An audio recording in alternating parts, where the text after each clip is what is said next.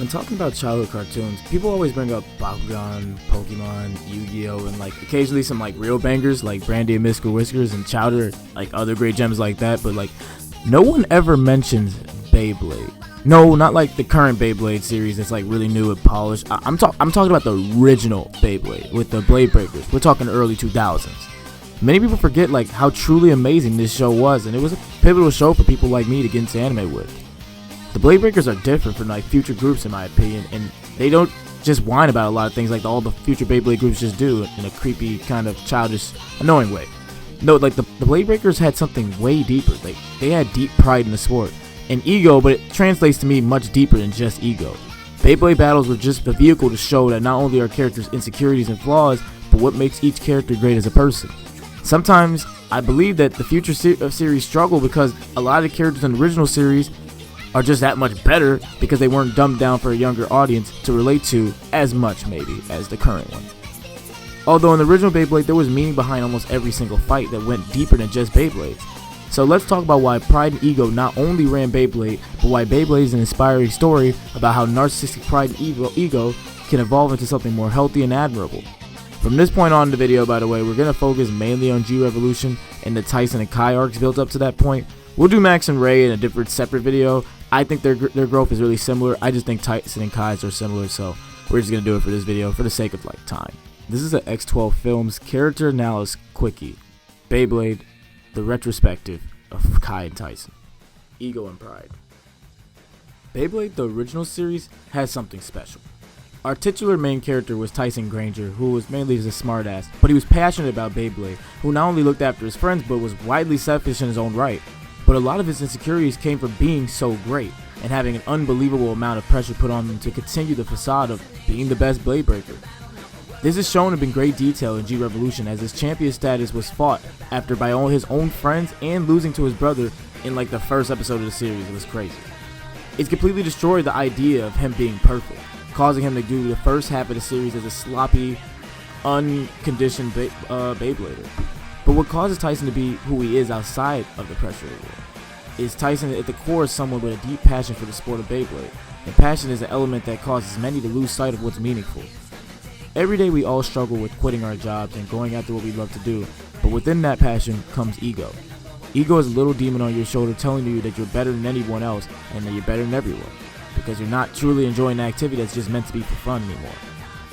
Ego is described by Sigmund Freud as a portion of the human personality which is experienced as the self, or the I, and in contact with the external world through perception, and in other ways is responsive to acts in the surrounding physical and social world. In this way, Tyson behaves oftentimes by lashing out to people in around his world for being the champ, and people in society who view him as a god. Watching this external battle between Tyson allows Beyblade as a series to take an entirely different meaning, as it's no longer a show just about spinning tops, but a show about a man whose ego is constantly challenged by the world and the people around him, and seeing how he recovers and makes amends with himself. This is what makes Beyblade, the original series, so powerful. Tyson is not the only character dealing with an existential issue though. Kai takes a similar role to Tyson, but I think it's worth exploring what makes him different and just much of a dynamic character who does not truly stay the same for most of the series, as he kind of evolves into a character who's quiet but still has a heart and a meaningful mission. When Kai is first introduced, he's shown to be more of a loner type, who doesn't really care all that greatly about being around the Blade Breakers. He spends most of his time by himself and only joins them for tournaments, but eventually does create a genuine bond with them after the first season, and following the second, they even feel like a family. Although that's where his positive comments end. What behind Kai's complex behavior is a strong level of pride in not only himself, but in the sport of Beyblading, and takes it deep and deathly serious.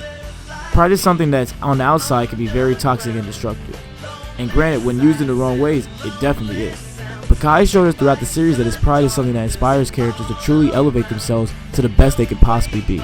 This same pride is why he gave Daichi a win in G-Revolution, because Tyson wasn't there to actually give his best. Daichi eventually thinks of Kai as the leader of the Blade Breakers due to this level of care and respect for not only the sport, but for himself. The original series showcases the ideological dynamics of Kai and Tyson, face to face when Kai's pride is utterly destroyed by Tyson. He accepts the defeat after putting his pride to the side and all his spirit on the line. He still has the respect for Tyson. It was still there. Although after losing to Brooklyn, Kai lost all will to fight as his pride was completely destroyed by a man who doesn't care for the sport and never really tried to. It was the opposite of pride.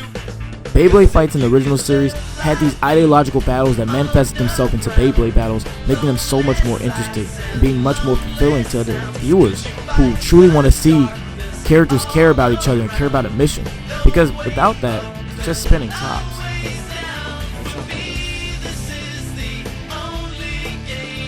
Modern cartoons have a lot of things going for it. I don't want to be viewed as one of those people who hate the new series and shows because of my admiration for the old.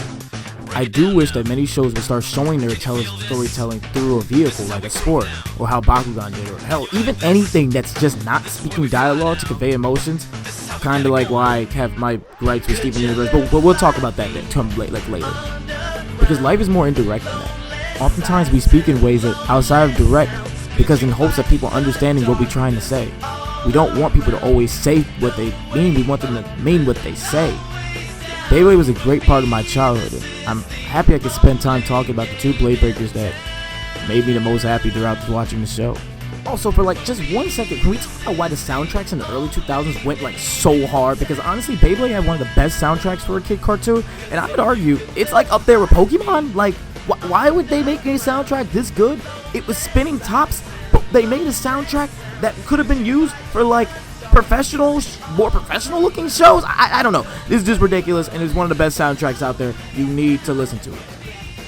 Please make sure you like and subscribe for more anime, film, and psychoanalytical analysis on the current media in the world, and follow my other channel, XJ's Live, to have discussions on world topics, film, and more. Links in the bio and like on the screen, but you can see it, so I don't know why I'm even telling you this. It makes me feel like I'm stupid or something.